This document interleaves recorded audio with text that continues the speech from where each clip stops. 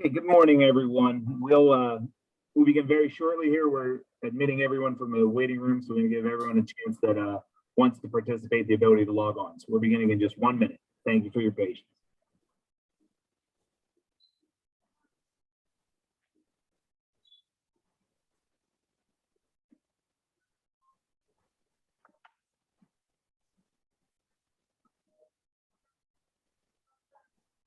Okay, it does look like we've been able to empty the waiting room and we've got all our participants with us. So good morning and thank you for joining us today on a sunny spring morning. At least it is here in Harrisburg.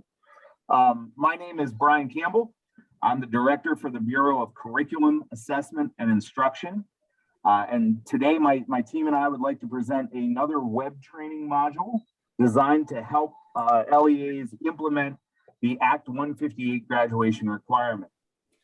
This presentation is being recorded and it will be posted with our other professional development opportunities on the PDE SAS portal website. For that reason, though, we would ask you to hold your questions and comments until the end of the presentation. I do think the presentation may answer many of the kind of basic questions that you all share. And it might provide some thought starters along the way too. So I would ask for your attention during the presentation, and then we will open up for questions. Participants will remain muted, but you may enter questions and comments into the chat at the conclusion of the presentation, and my team and I will field those and get those to the appropriate speaker.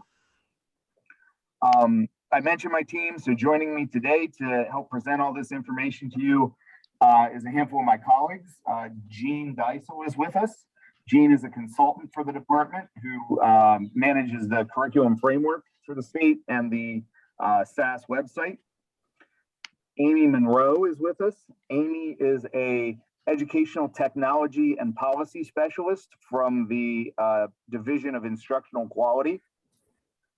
Rich Marichello is with us. Rich is a consultant for the Division of Assessment and Accountability. Rebecca Baum-Lehman is with us, and Rebecca is our English Language Arts Content Advisor at the department.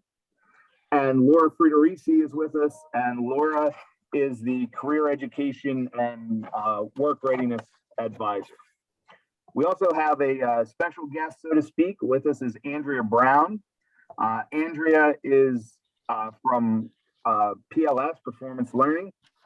They manage several of the web applications at PDE, including the SAS website, the Future Ready Index, the Comprehensive Planning Portal, and this tool as well.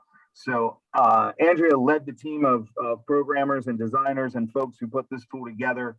So she is definitely the expert and the folk that will good person to walk us through today. The content is going to focus on PDE's online tracking tool.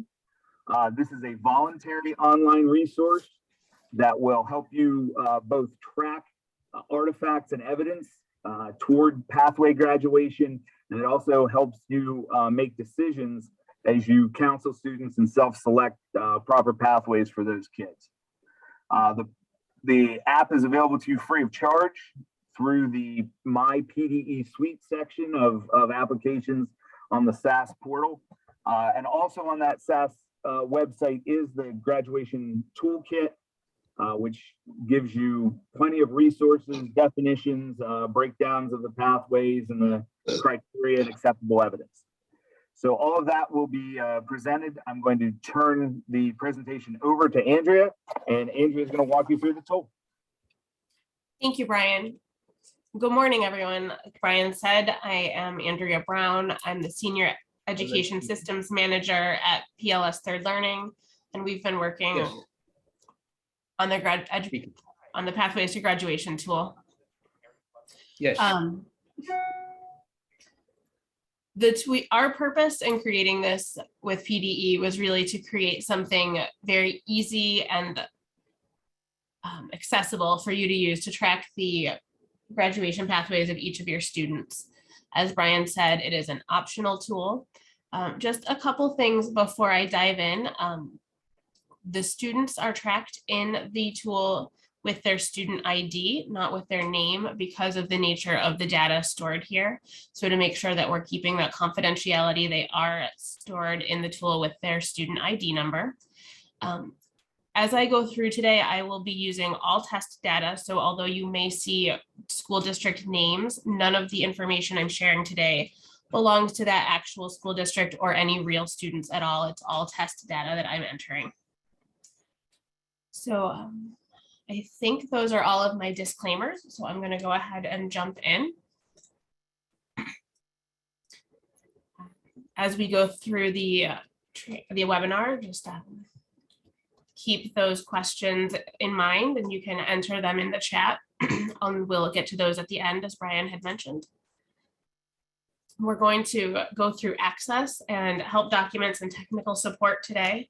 I'm going to give you kind of a high-level tour of the site, showing you where everything is. And then we're going to talk more in depth about data entry and some of the other things you can do throughout the site. So I'm going to take us into the site in just a second. I'm going to start at the Pathways to Graduation in SAS. So the Act 158 Pathways to Graduation Toolkit is available on the SAS website. It's under the Instruction tab. You can scroll down to it here, or you can click Instruction and scroll down to open it from there. There's a wealth of information in the tool, from including the interactive toolkit itself, as well as a lot of sample documents and additional information. But today I'm going to take you down to the Pathways to Graduation Tracking Tool section. Here you can find information on accessing the Pathways to Graduation tool. This will be our help documentation that takes you through it step by step, showing you exactly what you'll do in my PDE suite to register for the tool. And then you can also link directly to my PDE suite from here. Jumping in, let's go ahead and do that. Jumping into the My PDE Suite page. If you don't have a login for My PDE Suite, you can register your username and get started that way. Once you do have that, you can log in. And in order to get to the application to register for it, you'll click Register for an Application. And you'll find it in this dropdown. The code is PGT. You'll want to register for the PGT, not the PGT test. And then you have two options. You can register as a local user admin, and that would be for those superintendents or CEOs or other chief school administrators. Those folks will have a little bit more access to assign roles to other people in the district. Everyone else should register as the local user, and then your superintendent or admin can assign the roles you need within the site. And we'll look at that a little bit more in depth in a few minutes. Once you're registered for the site, you're going to click on it using the PGT. I'm going to click on PGT test today because, as I said, we wanted to make sure not to be demonstrating with any of the real school data. Before I dive in, though, I do want to come back to the help desk pages. In addition to the access article, we have information on adding those user permissions that I mentioned that superintendents or CEOs or other admins will need. We have some in-depth articles on the data entry and the summary and reporting pages, as well as a glossary of criteria guidance. So if you're questioning whether evidence might meet some of the criteria or what some of those definitions might be, you can come here and click on each of these terms to jump down and see exactly what that means and what that pathway that evidence will count towards. So again, the help documentation can be found jumping in from the Pathways to Graduation Tracking Tool section in the toolkit. And you can also locate it in the footer of the site itself. So you can always get to that from right here.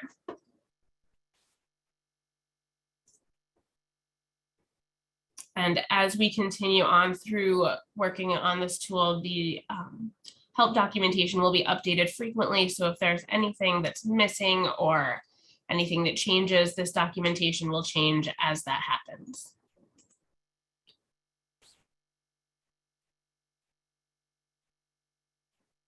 Okay, I want to move into the site and kind of just give you a really high-level overview of what's on each page and what you can do with the site. I'm going to go through this not in great detail at first, and then we'll come back to the important bits like the data entry and the summary pages. So when you come into the site, you land on the dashboards. But over on the left, the top button is the data input page. And this is where you can upload your student data via a bulk upload. You can manually input a single student one at a time, or you can find a student here to search for them if you have information to add just for one or two students and you want to do that without going to the hassle of using the bulk uploader. This page also tracks how many students you have in each grade. It tracks that based on how many students you've entered.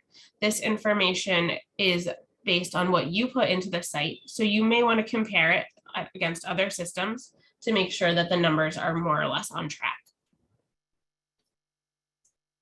Coming back to the dashboard pages, there's 3 tabs here. And on this page, you can also change your school or district. So if you are a district level person who has access to multiple schools in your district, you can change that here.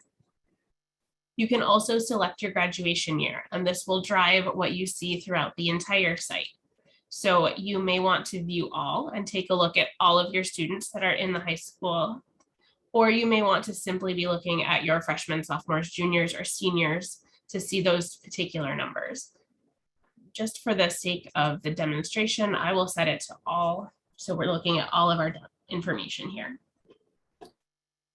On the school overview tab, you're looking at the percentage of students whose current pathway is listed for each of these paths.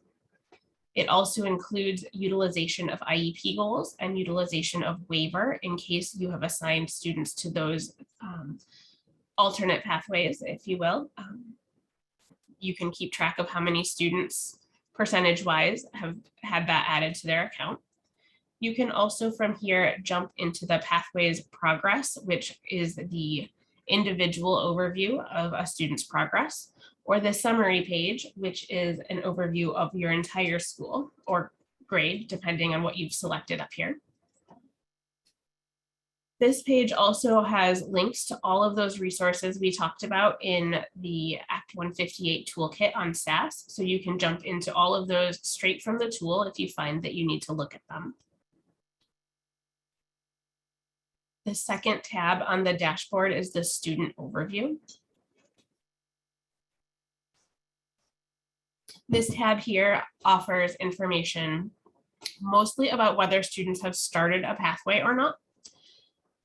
So you can sort here to see which of your students have not started a pathway or have started a pathway, and you can sort that by graduation year as well. So this might be particularly useful in finding which seniors have no pathway started or juniors. You can also filter this by student ID, so you can search for a particular student here.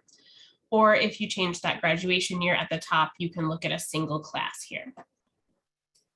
The options buttons allow you to review an individual student, edit an individual student, export the student, or add that waiver option here on the options menu. Over on the right, you can also see the number of students who have a completed pathway, the number who have a pathway started, and the number who don't have a pathway started. And then there's also a number of students who are in mourning status, which are juniors or seniors with no pathways started. And do keep in mind that this is test data, so these numbers may not match exactly or make a ton of sense because, of course, quite a lot of students are having no data because we've added students without filling information in, simply to test things. The third tab here is the Pathways Overview. This will show the students who have a path in progress or completed. So this little orange icon indicates that the students have progressed towards that pathway, and a green check mark would indicate that that pathway was completed. The indicator won't show up for the CTE concentrator, alternative assessment, or evidence-based unless they have evidence beyond the local graduation requirements for the Keystone courses. So the Keystone exams or Keystone courses may be checked off, and that won't show here. That will show, these will begin to show in progress once an alternative assessment is added, or something like a service learning project, or maybe their student is marked as being in a CTE program. Once you move into the evidence beyond those core requirements, those will begin to appear. And again, from here, you have the same options to review, edit, export, or add or remove the waiver. And you can also click the student ID to jump directly in. Similar to the student overview tab, you can search by student number, or you can filter these options to sort based on what's complete or not complete. The third button on the left is the Pathways Progress, and we were talking about that a moment ago. It will show you a student overview.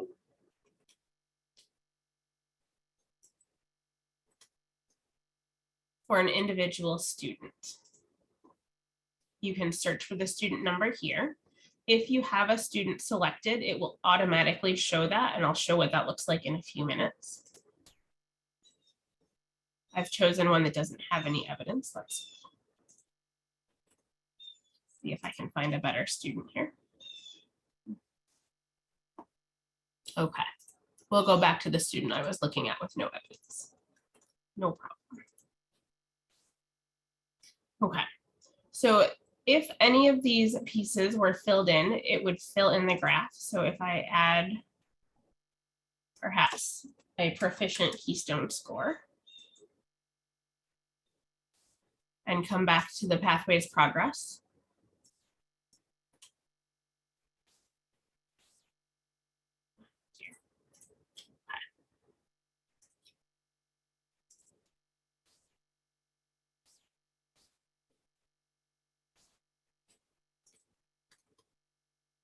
sorry about that.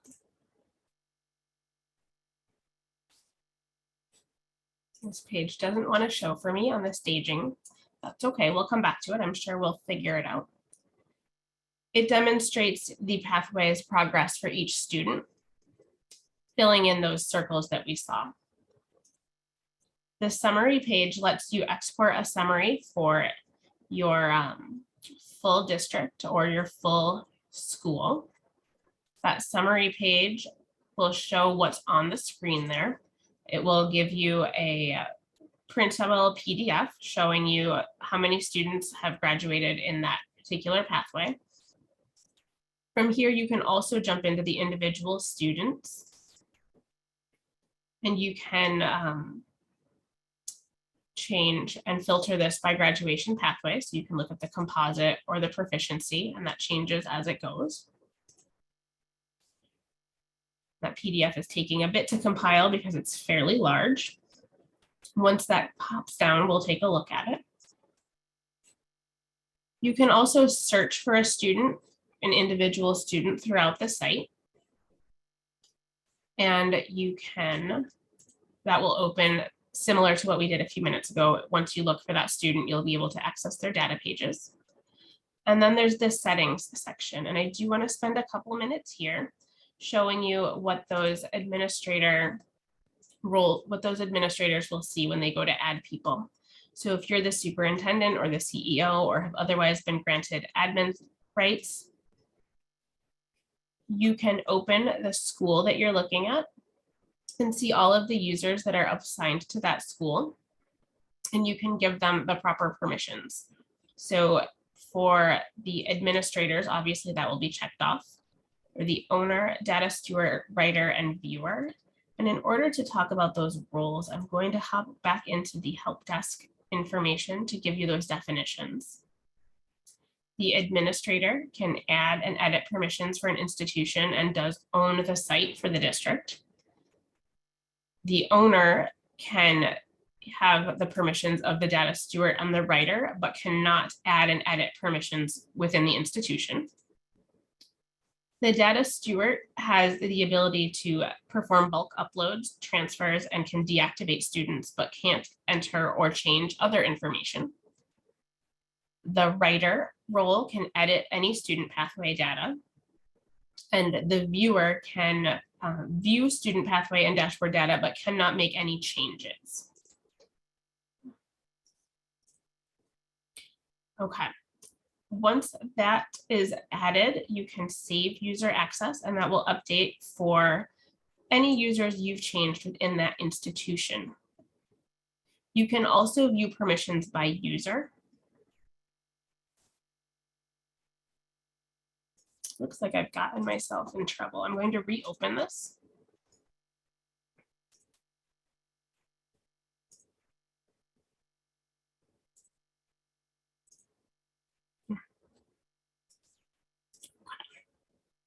You can add those permissions by user too.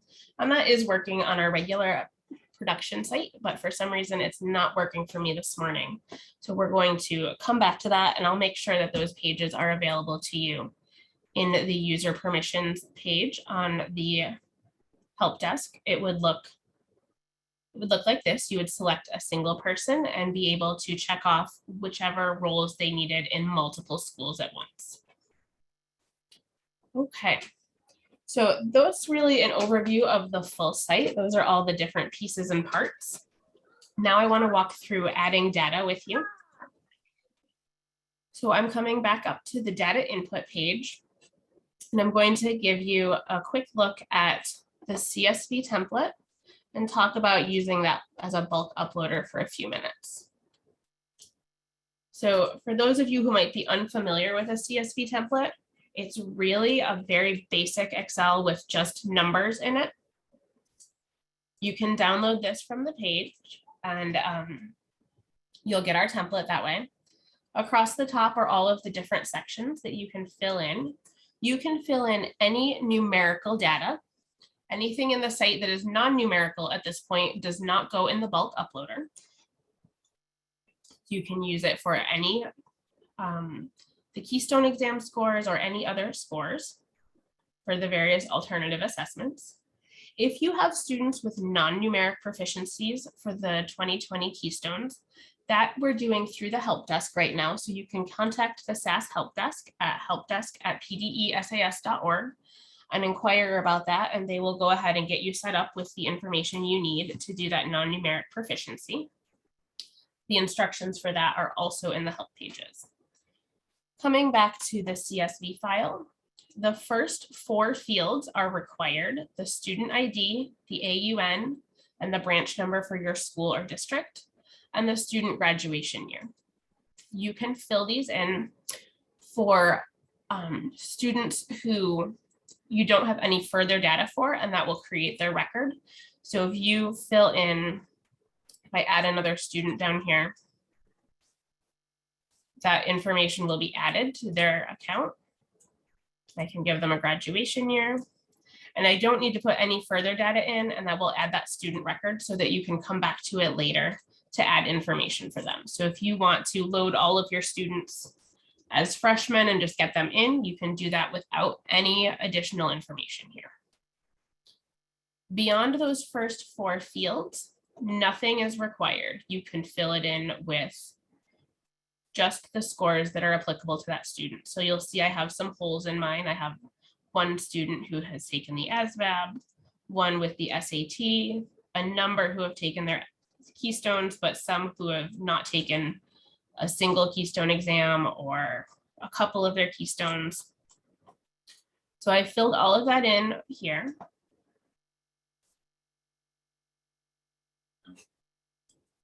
Make sure that's saved. And then to upload it, I'm simply going to choose that file.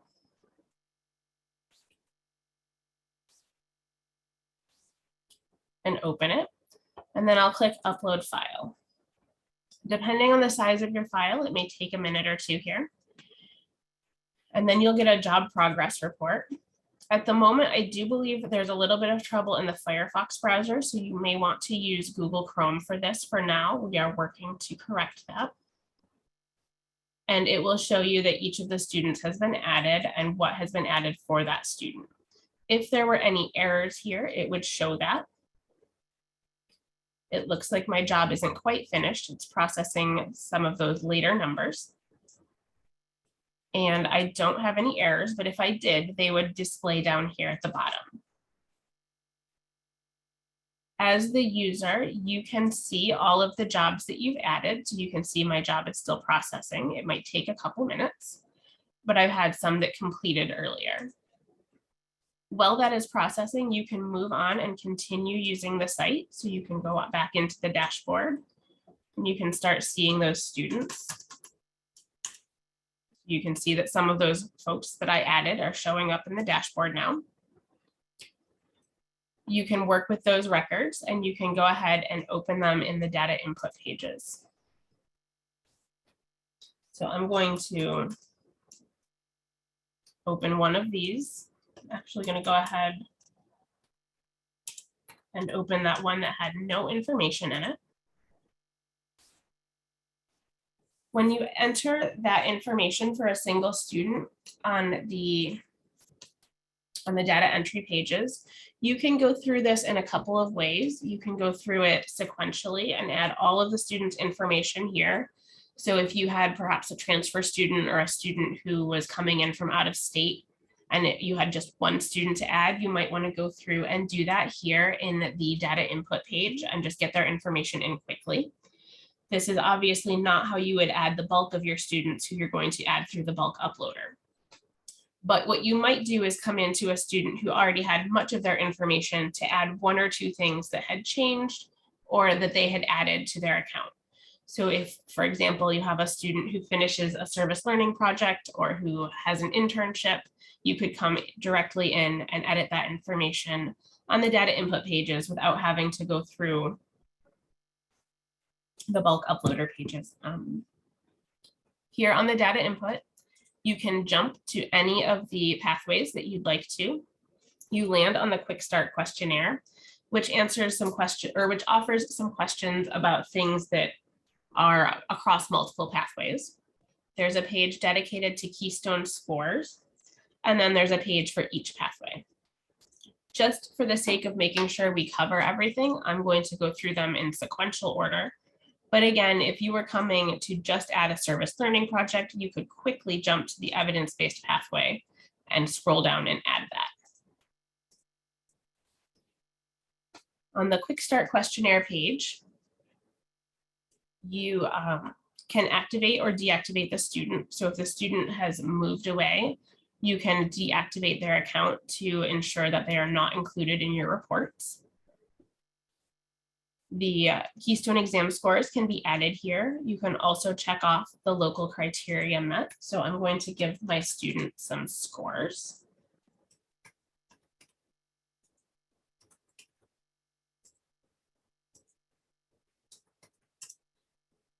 I'm not going to make them too high because I want to be able to go through all of the slides. And if a student is passing or is proficient on all of their Keystones, then they are automatically meeting the Keystone proficiency pathway and no further information has to be entered. This student, you could check yes or no about a CTE program of study. You can check off any assessments that they might take later. As you add them, they check off and add at the bottom. You can add a score now if the student has already taken the exam, or you can check off that they will take it in the future. And then there are a couple of questions about student plans after high school that will apply to some of those later pathways. If you continue on to the next page, this page is dedicated to Keystone scores. You can add all of the Keystone information. And what I do want to highlight is the ability to add the non-numeric proficiency. So you can do that by hand here. Again, if you have a large number of students who meet that criteria, you can contact the help desk for assistance in getting those loaded. But if you have one or two that you want to add here, you can come in and mark them as proficient on the similar Algebra 1 Keystone exam score. And that will take care of that non-numeric proficiency for those kids. And there's also an option for opt-outs here. As I continue on to the next page, now I'm moving into the specific pages for each pathway. The Keystone Proficiency pathway is pretty self-explanatory. Once those numbers show that the student is proficient on each Keystone, this will change to green, and it will say that the student does meet the requirements. And then the student is taken care of and is added to that list of students who are graduating on this pathway. This student's scores are not proficient, so I'm going to continue on to the composite pathway. Again, this pathway does all of the computations itself. So once those Keystone scores are added in, the system will total the composite score and determine if the student meets this criteria for this pathway. When you are using the bulk uploader, I just want to mention that as you add those students, you won't ever need to visit the records of students who meet the criteria for the Keystone Proficiency or for the Keystone Composite. The system will total those scores up, will check the criteria, and will just list those students as having met the pathway. There's nothing you need to do beyond uploading them in the bulk uploader. Again, as you change information here, perhaps the student retook this and got a higher score, that will change to proficient, and it will update the composite, and it will determine that the student has met the requirements. I'm going to take that score out just so I can continue on. Moving on to the concentrator pathway. Again, all of the questions for each pathway are listed here, so you can go through and change it to let us know that the student is enrolled in a CTE program, or that they have finished their industry-based evidence. And on these last three pathways, this is when you begin to look into the grade-based requirements and whether or not those are satisfied as well. So although this Keystone is only a 1490, if you mark off that the grade-based requirements are satisfied, that marks that core competency as met. I'm going to continue on to alternative assessment. Again, this looks very similar. It lists out all of the alternative assessments that are available, and the students can add their information, or you can add the student's information on this page. If the student, for example, took the ASVAB and got a 32, that would mark that as met. And if they also had, in addition to their proficient algebra and grade-based requirements for literature, if they meet the grade-based requirements for biology, then that ASVAB and those three core requirements move them over to a met status for this pathway. I'm going to take out that exam score and continue on to look at the evidence-based pathways page. And just like the other pages, this lists out all of the potential evidence. In the evidence-based pathway, there are the two sections. So the system will keep track of whether or not you have that one required piece of information from section 1, as well as the additional pieces that may come out of section 2. And as we've discussed, as you add things, the pathways will mark off that the student has completed the pathway down here at the bottom.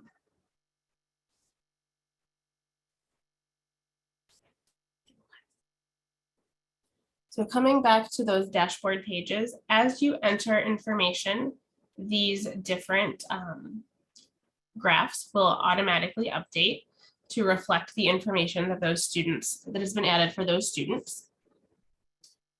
And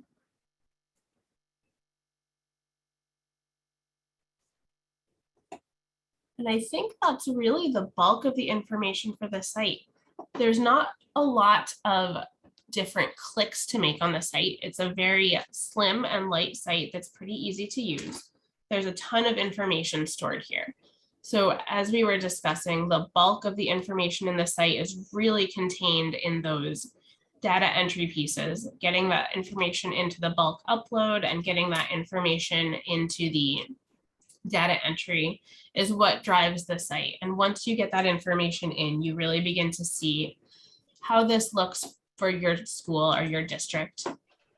The other thing I want to show you is that on the summary page, when you're in the district level, you'll see information for the whole district here. So if you are a district person, you'll see that information for the whole district if you change to the district level. If you're just at the school level, that information changes a little bit to show the smaller numbers for just that one school. And then at the district level, you can see the information that applies to your entire school. Andrea, Yes. this is Jean Deisel, and I've been monitoring the chat. And the majority of the questions obviously are with regard to entering data, whether numeric or non-numeric. Wonder if there would be value in going into the help desk doc on the bulk uploads, perhaps walking folks through that. And we have a multitude of questions, anything from end of year system rollovers, how to do a data upload, if there's a non-numeric proficient, what scores can be bulk uploaded and what cannot. So I'll pause at this point and perhaps let you walk us through the bulk upload, and then we'll see what questions are not answered. Thank you. Yeah, absolutely. So the bulk uploader help document is it's in the data entry section, bulk upload. And that walks through step by step how to access and do that upload. This PA Secure ID, the AUN, the branch number, and the graduation year are the required fields in the bulk uploader. All other data is optional. Everything that you put in the template needs to be numerical. So any test scores go in, the test scores should be added as numbers. These, the uploader and the system recognize values that are not appropriate. So for example, if there is a test where the minimum score is 1500, then it will not accept a number that is below that minimum score available on the test. As you upload data for existing students, if the record exists in the system will check to make sure that the score you're entering in the new upload is higher, and it will overwrite the existing scores only if that new score is higher. If you try to enter a lower score for something that already exists in the system, it will produce an error message and then will be discarded. So if a student retakes an exam and gets a lower score, you don't have to worry about excluding that from your upload. You can go ahead and run that upload, and the system will notice that the score was lower and it will not replace it. It will always keep the highest existing score for the student.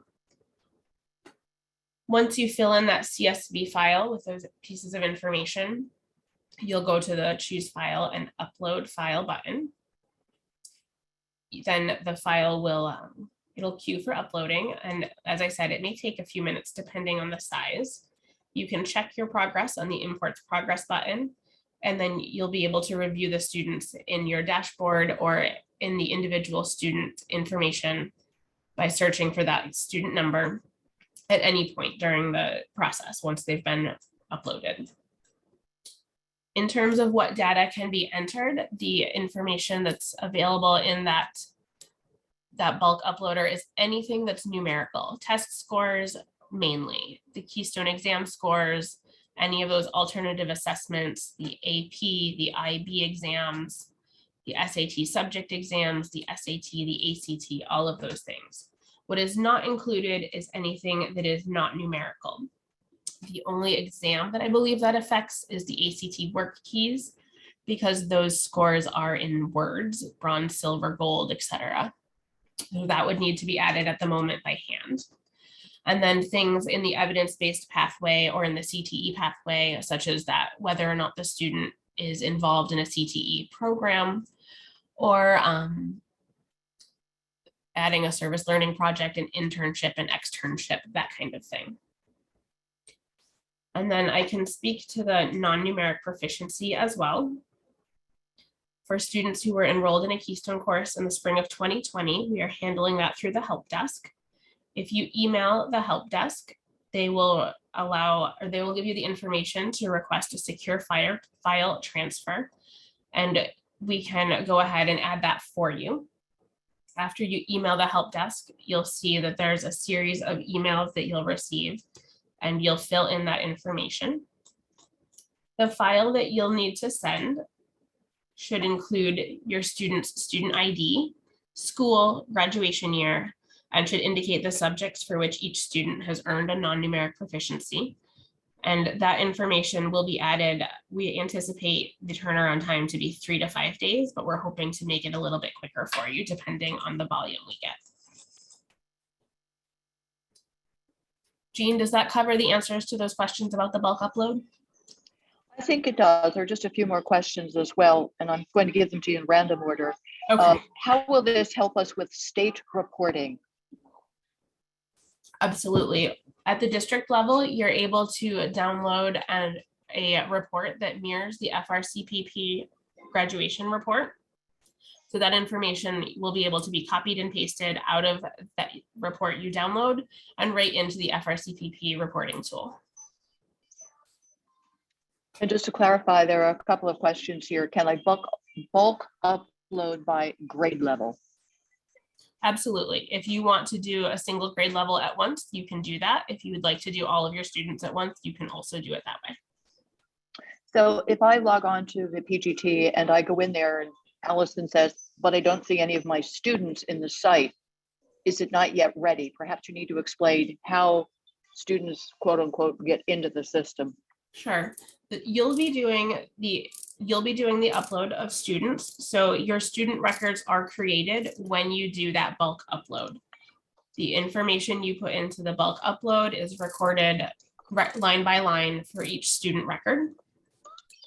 And as I had mentioned, I think when you're looking at that sample upload, you're able to add students without any information. So you can go ahead and add the student record simply by adding those 4 required fields with no further information at any point. So if that's something that schools want to do as part of their routine back to school, getting ready for the year, they can go ahead and put all their new students into a file, maybe all their new freshmen or any transfer students, and pop those into the bulk uploader and upload them without any scores yet. That'll create the record and will create the placeholder within the site for them.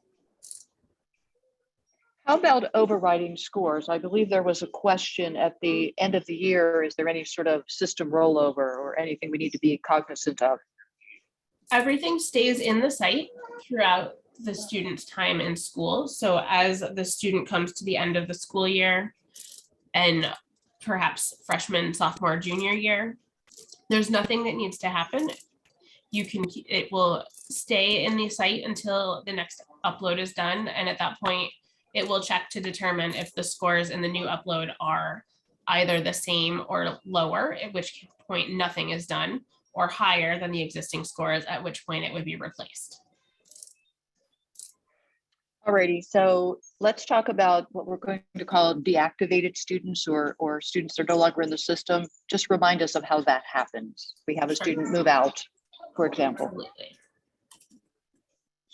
So if this student has left the district, you can search for them on the data input page. Sorry, I did that without talking about it. You would go to find a student,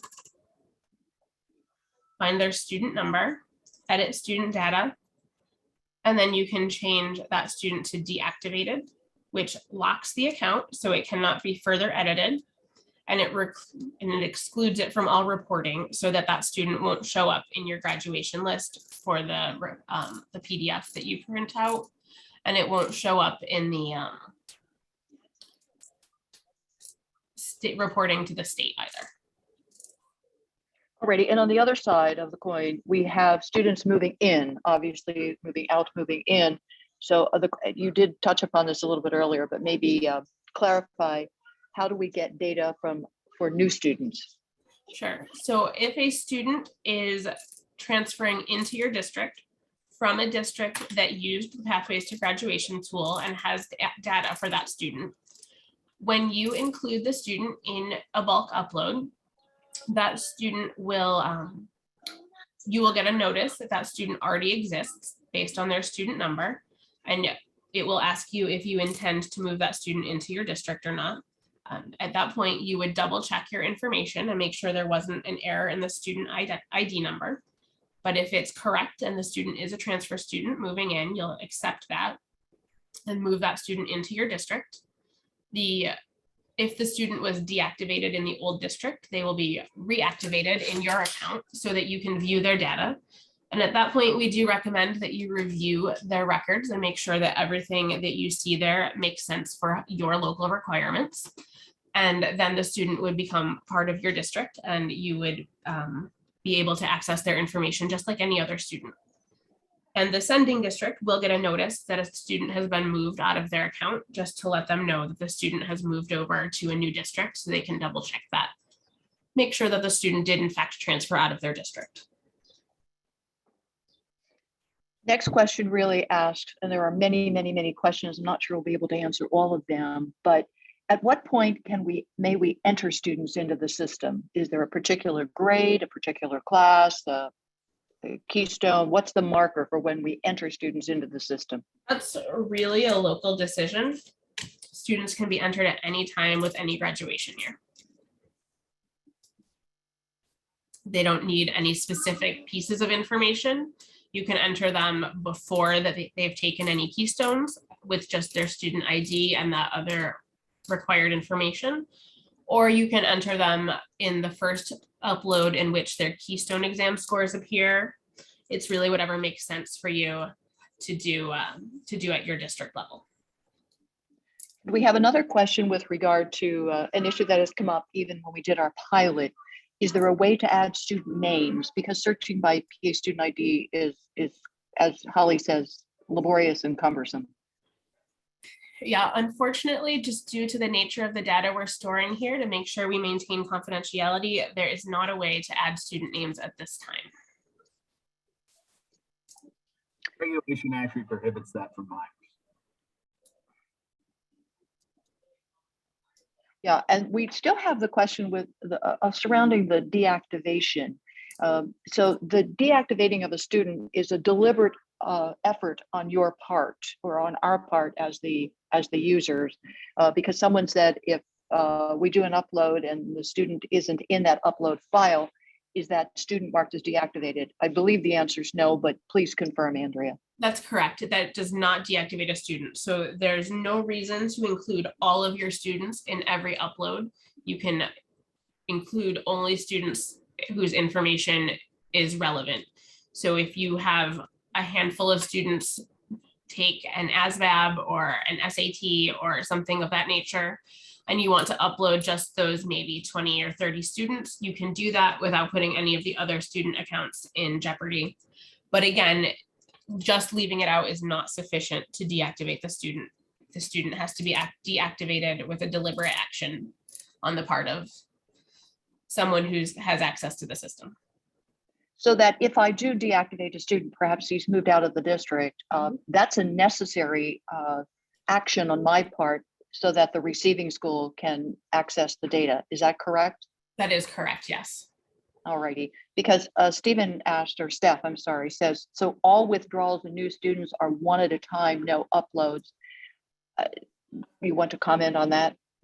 At this time, it does need to be done individually with one exception, which is if a student is in a new district as a transfer student and they are included in a bulk upload before they've been deactivated at the previous school, their information can be transferred based on both districts signing off on that, saying, yes, I intended to transfer the student into my district, and the sending district saying, yes, that student is no longer our student when they're presented with that error message or notification. Alrighty, and we have something from a Google school that says we use Sheets, we don't use Excel. Are they still able to use the CSV template in the same manner?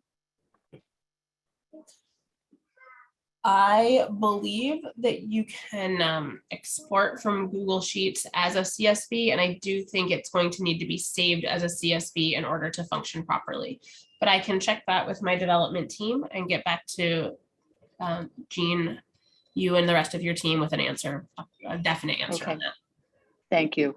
And Wendy wants us to confirm we can only deactivate a student manually, but that is correct. I won't read the rest of it. Yes, that's correct. Yes, yes, yes. Andrea, this Um, is Rich. There's a specific question here about uploading data again. And basically they're saying, if we enter in the CVS file with the ID, the AUN, the branch, and the graduation year, will the tracking tool pull the Keystone scores correlated or aligned to the PASQ ID from another file?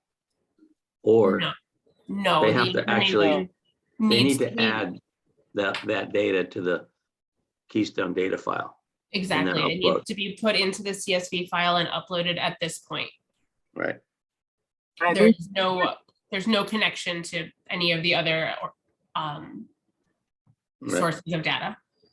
Yeah, I think this is a good time. While maybe I'll give Jean and Amy a chance to catch up on the chat, because there are several questions about reporting in that way, whether it be PIMS or the final reporting that's due to PDE. Remember that beginning in December of 23, your first graduating class is the class of 23 under Act 158. So in December of 23 and each December thereafter is due a report. It's very much the aggregate number of students that are using pathways and using evidence. There's no names or kind of verification of that. But that happens in the comprehensive planning portal, the Future Ready comprehensive planning portal. This tool does not speak directly to that. However, it will give you a sheet at the end that matches that report identically, and you can cut and paste the information over or look at the sheet and fill in the fields. It does not talk to that system though, so to speak. It does not talk to PIMS, so to speak. A lot of the files that you put in PIMS are already going to be in CSV or in some sort of spreadsheet sheet that you can delineate CSV very quickly, but you still got to upload it in both. The systems do not necessarily talk to one another. And again, that has a lot to do with student information being transferred over the web. There is increased confidentiality around minors, obviously. So that's while this aids you in doing all those things, there is still, just like the test scores, you can pull the exact report you need from eMetric, but it doesn't come over by itself to answer that question about just entering the information. You still got to download a CSV and upload a CSV. A lot of questions about, the tool is optional. It is a resource, a free resource. You may, in time, or you may have already developed an internal tracking system. You may have things you like better. You may be able to use your SIS. I think when folks ask though, about some of the advantages and things, one is the transfer aspect. If the school to which the student transfers is also using the tool, their evidence will follow them. And that, helps you in, sometimes I know that even though we all cooperate in that regard, the transfer of records can be slow. And, sometimes establish a communication channel and things like that isn't always easy. So I think that's certainly one of the things that will help you. And also remember, as you're going through this, it's also indicating, the levels of completeness of each pathway and kind of checking it. It does offer you kind of a decision-making tool and a matrix as you go through to monitor students that are completing each pathway and so forth. So, there are some features in the tool we hope you find helpful. Definitely, how you keep track of this really is an internal decision. Again, this is a resource, but you will, of course, have to keep track of it and develop some sort of accounting system. It's also important to know that when you put in some of these non-numerical pieces of evidence, say the completion of a community service project or the letter of full-time employment or some of those things that require an artifact, you are marking it complete. It does not store or warehouse the actual artifact. Like you would not attach a You know, if a student writes a report at the end of their, co-op experience, or at the end of their community service project, things like that, you're not attaching the report itself. It does not warehouse documents. It simply stores and tracks the progress and gives you some decision matrix on that progress.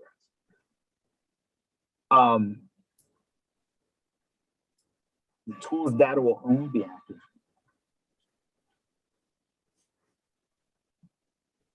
I think I can turn this back over.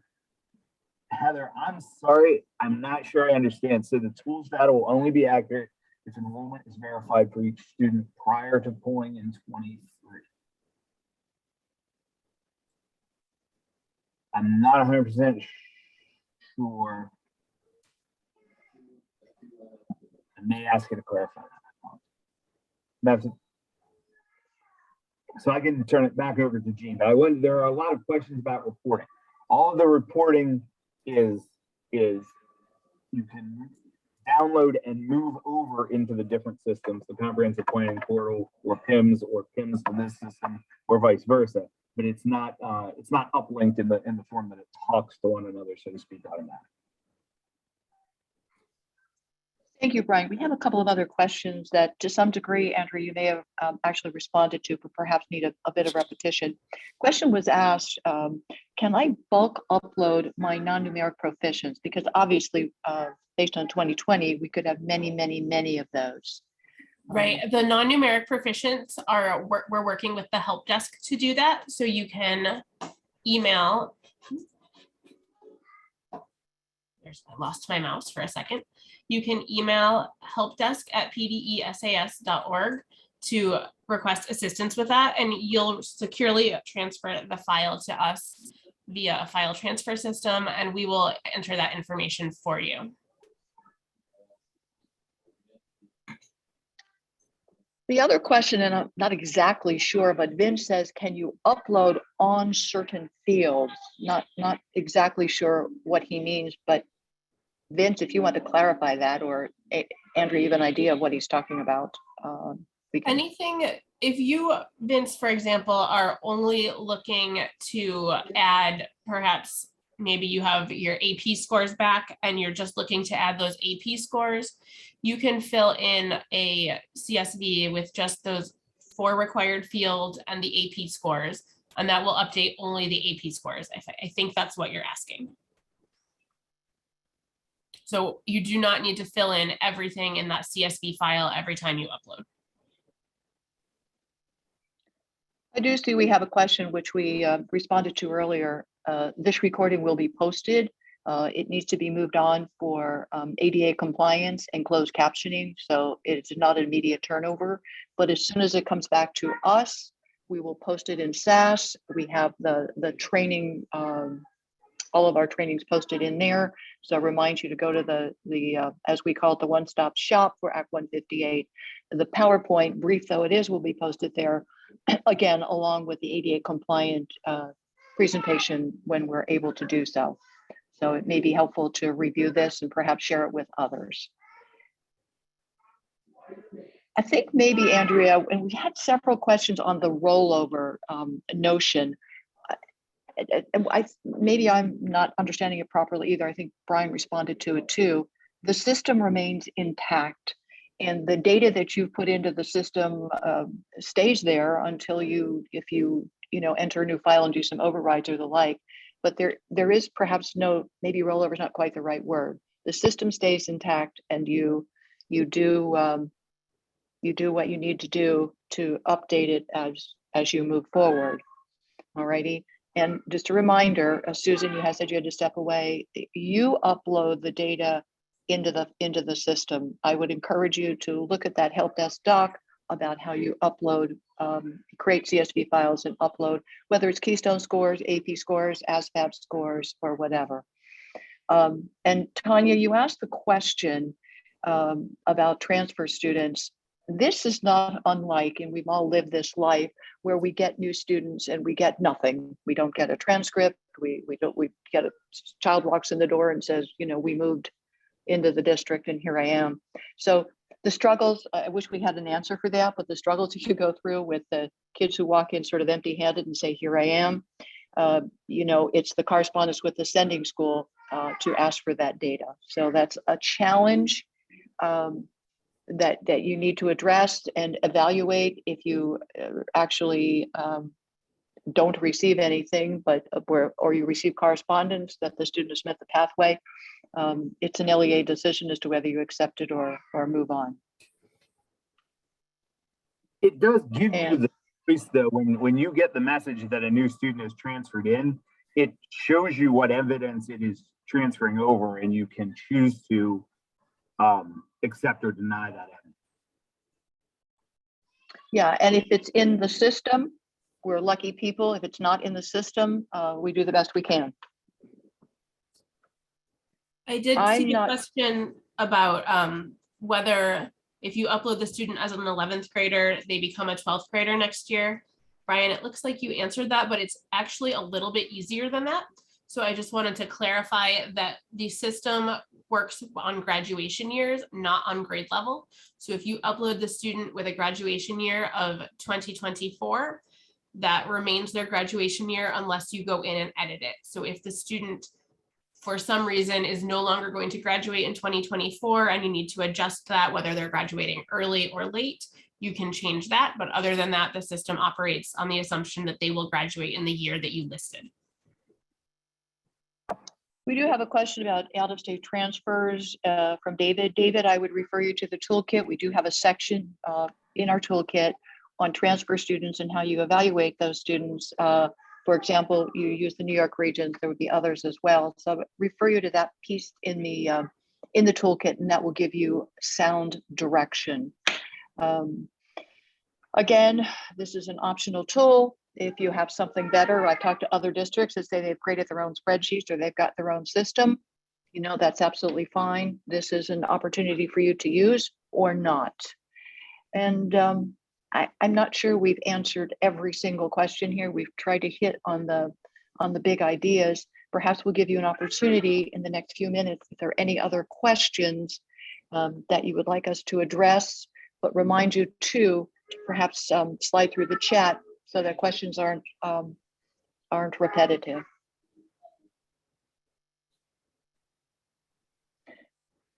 Brian, this is probably a question for you from Eileen. If a student doesn't graduate in their expected year, so they're moving from one year to the next, what happens with federal accountability?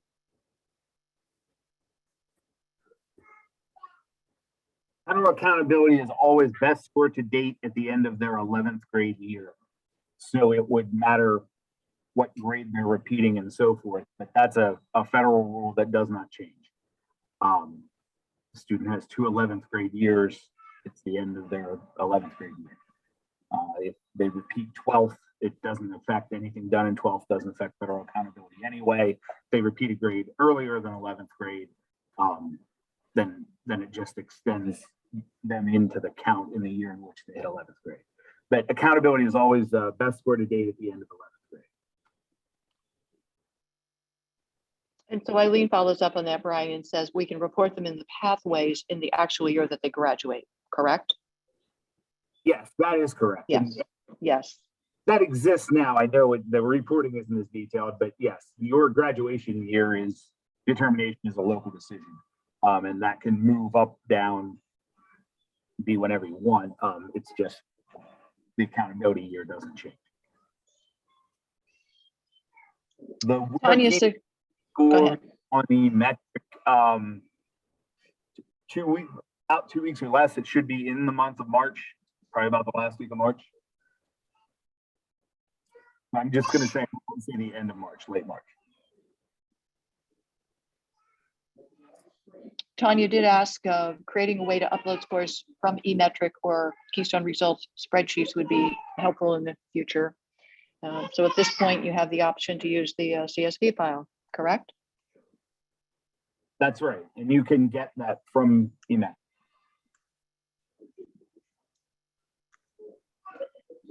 Andrea, there's a question from Amy with regard to several file uploads can be made as long as the first 4 columns are what the template designates. Is that correct? Yes, as long as the first 4 columns are filled in, you can fill in any, all, or none of the remaining columns, and the system will accept that record and add it if it does not exist, add to it if it does exist, or and make any updates that are necessary. Yes. Andrea, is there a limit to the number of users or the number of folks that have the same role within a district or an LEA? There are no system limits. That is a local decision based on what makes sense for each district.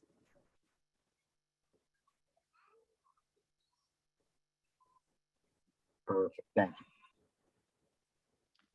I think we've answered the majority of the questions. We're just trying to be patient here to see if anything else is coming in. Let's just wait a moment or two.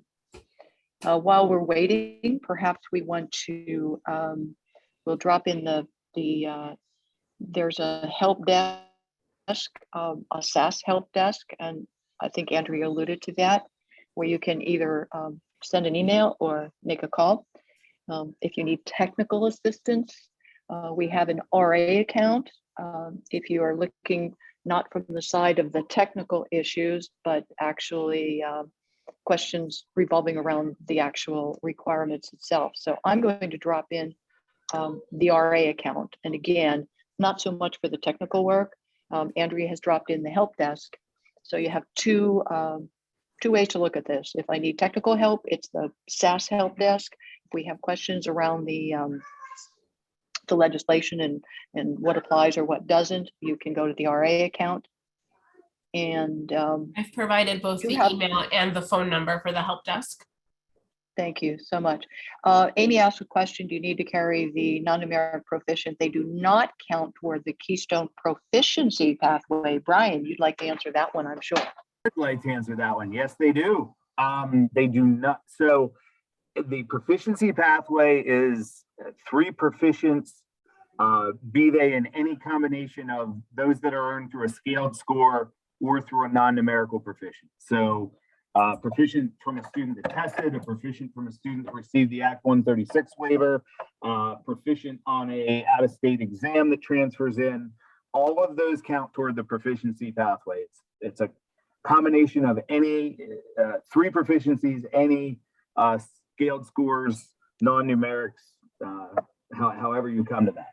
The restriction on the non-numeric proficiency presently is that it would exclude a student from a composite pathway. You need 3 scores to have a composite. And there are a number of reasons a student may not have 3 scores. There are a number of limitations there. It's first year EL students in an ELA exam, transfers in the senior year, folks that received a medical exemption, folks that opted out for religious objection. There's all kinds of reasons you may or may not have 3 test scores, but you must have 3 test scores to have a composite score.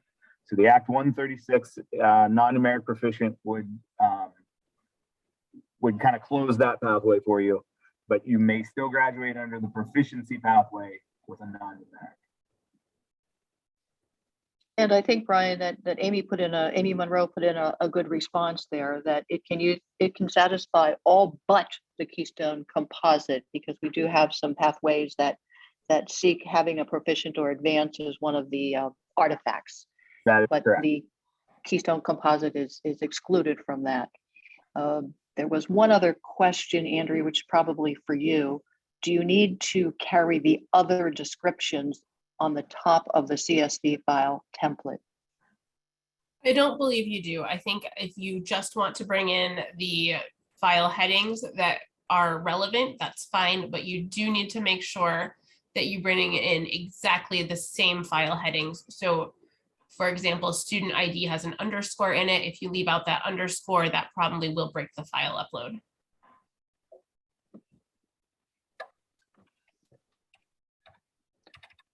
Do you need to maintain the same column for one of the variables to the right? Can you say that again, Rich? In other words, if you're going to add just an item that's, let's say, in column G, Does it have to remain in column G, or can you move that over with the column heading? I believe you can move it over with the column heading, but I can double check on that and get back to you. Okay.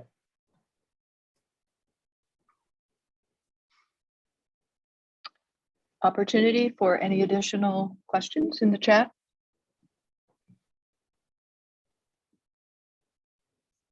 If there's a burning question we didn't address earlier, feel free to type it in. We're trying to scan as efficiently as we can.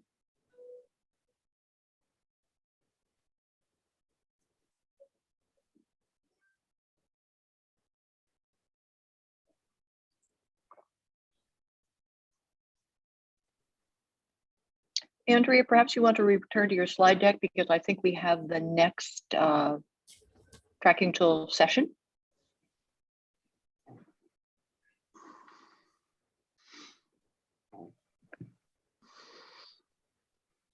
So go ahead, please. I just wanted to make sure that was showing up for you.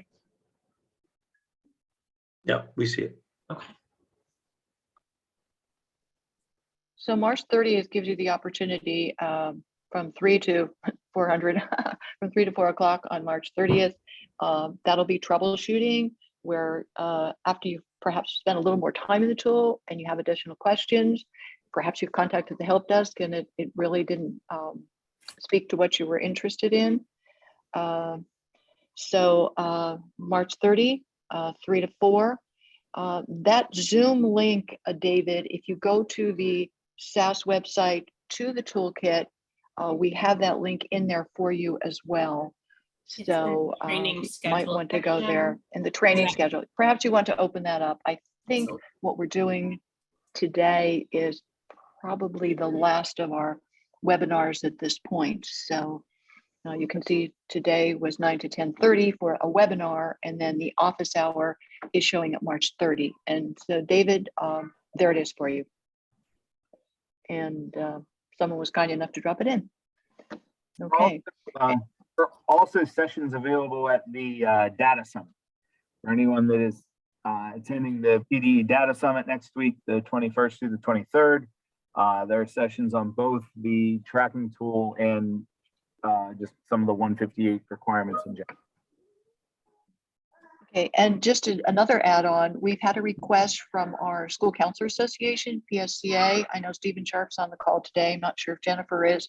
They've asked perhaps we could do a session solely for counselors because majority of the work, the heavy lift will be done by counselors.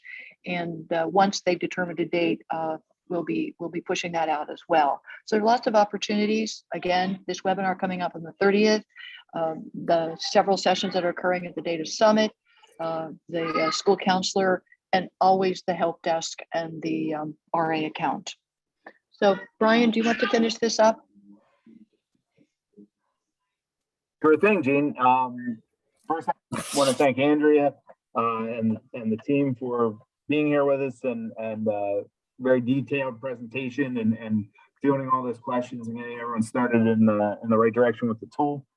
I definitely want to thank everyone who logged on today for taking the time to join us. I know how busy we are all this spring.